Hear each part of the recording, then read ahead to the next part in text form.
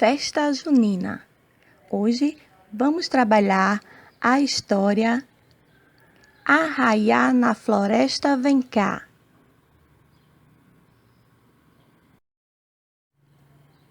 Texto: Gelsa Alencar.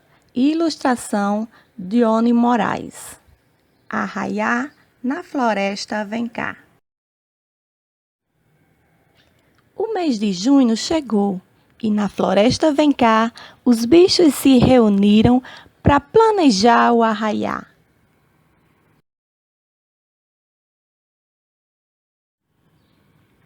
Decidiram que o castor, por entender de madeira, ficaria combinado, iria fazer a fogueira.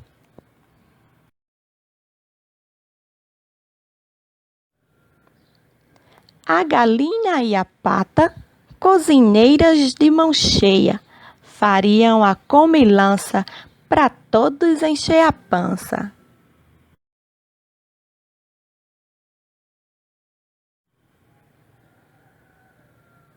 Todos queriam provar cuscuz, canjica e mugunzá. Estavam todos ansiosos para a festança começar.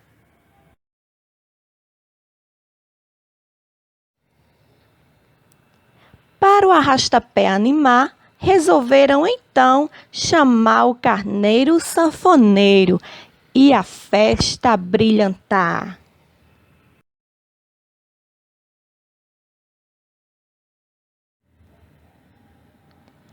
Toda festa que se preza deve ter um bom cantor. E os bichos se lembraram do sabiá mestre Dodô.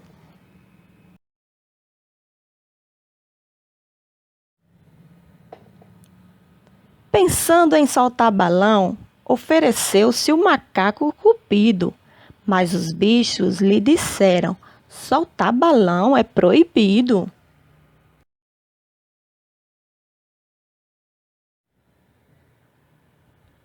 Na noite de Santo Antônio, o arraiá enfim começou.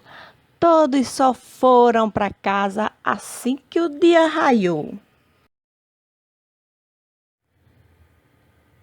Dona Cabrita chegou juntamente com o pavão. Os dois, vestidos de chita, causaram admiração.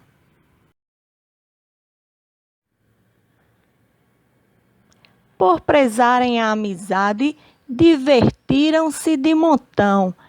A festa foi muito animada. Viva São Pedro, Santo Antônio e São João! Sonhei que eu era um balão dourado e debruçado no manto estrelado do céu. Eu vi o povo cantando embalado, como na ginga de um carrossel. No sonho eu via as sanfonias na tumba batendo tão forte, parecendo um coração.